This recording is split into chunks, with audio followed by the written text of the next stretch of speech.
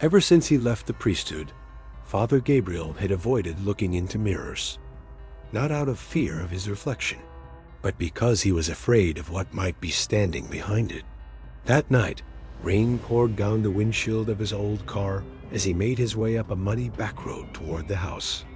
The woman's call kept playing in his mind. Her voice shaking, filled with sobs, said, "He doesn't sleep anymore. He won't eat, and he talks. He says things no one understands.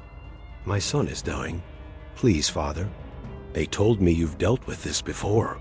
Gabriel almost hung up, but the name of the town caught his attention. Snow Bartolomeu dos Rios, a forgotten place, barely a smudge on any modern map.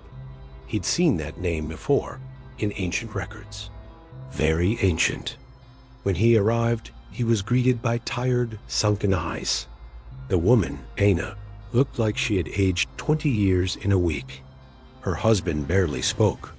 He just sat there, clutching a coffee mug with both hands, like it was the only thing keeping him tethered to the present. "He's in the bedroom, but don't get too close. Sometimes he spits blood." Gabriel climbed the stairs slowly. The hallway reeked of mold, and the silence felt unnatural for a house with a child. When he opened the door, the room was dark windows covered with bedsheets. The boy was lying in bed, but his eyes were wide open and staring straight at him. "Father," said a deep voice that didn't match the boy's age. "I thought you were dead." Gabriel froze. That wasn't a child pretending. The voice echoed like it was rising from the bottom of a well. And the most disturbing part? He hadn't introduced himself yet. "What are you?" he asked, his throat dry. The boy smiled. But it wasn't a human smile. "You don't know my name yet? You will. And when you do, it'll already be too late." The lights flickered. The room turned cold.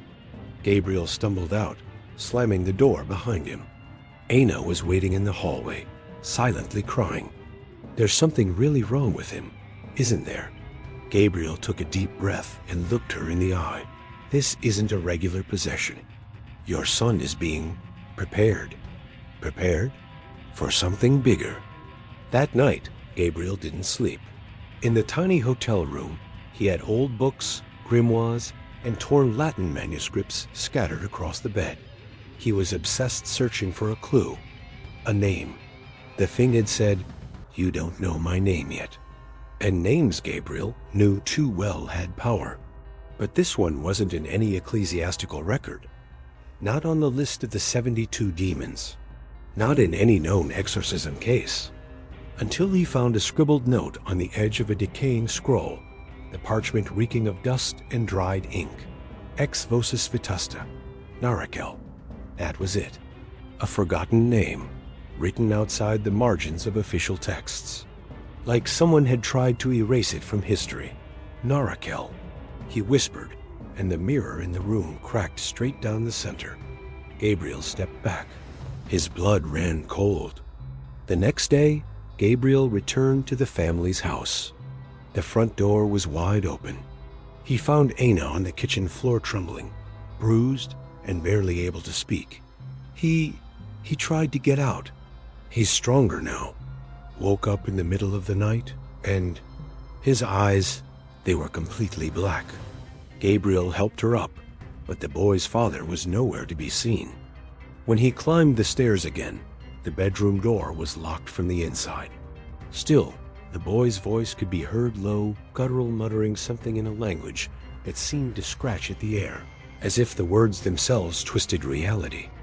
Gabriel pressed his ear to the door, and what he heard froze him in place.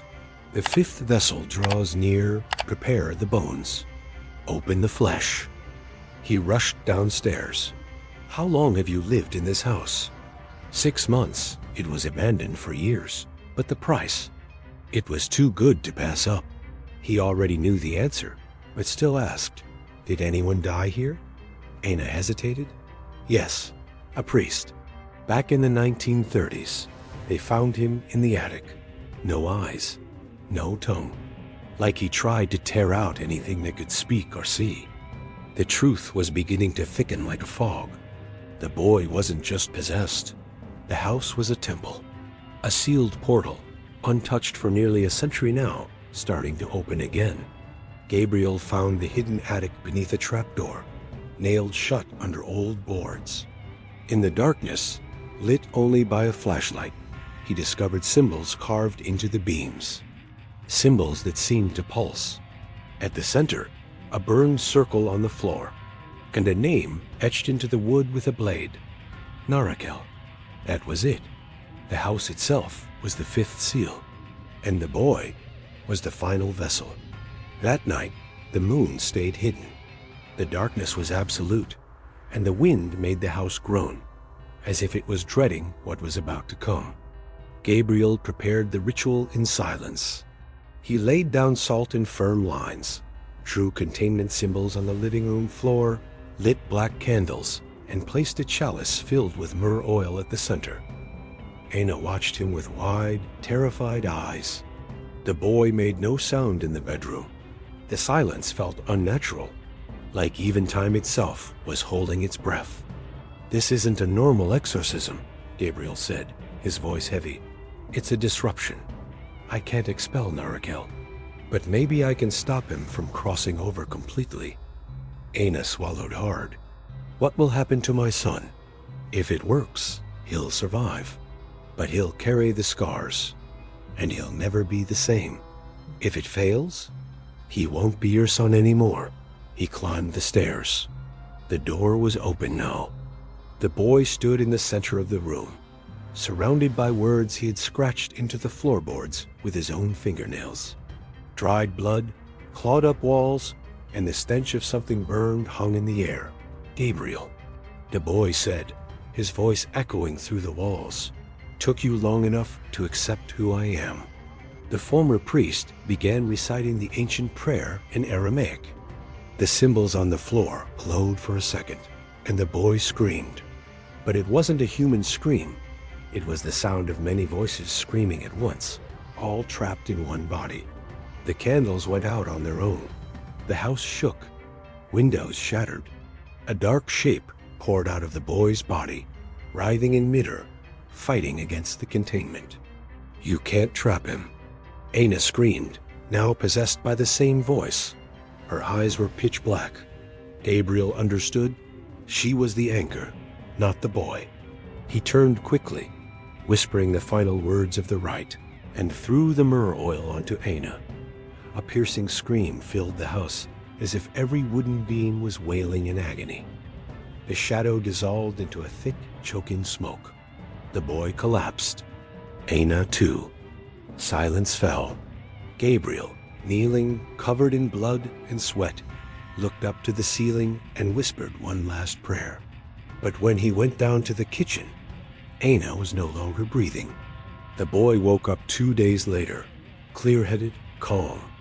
No memory of what had happened. He was taken in by relatives. The house was sealed off by the local police, but no one ever explained what truly happened there. Gabriel vanished a few months later. Some say he was spotted near ruined churches across Central America, searching for something no one else understands. But there are reports, in isolated villages, of children waking up in the middle of the night, repeating a name no one ever taught them: Narakel.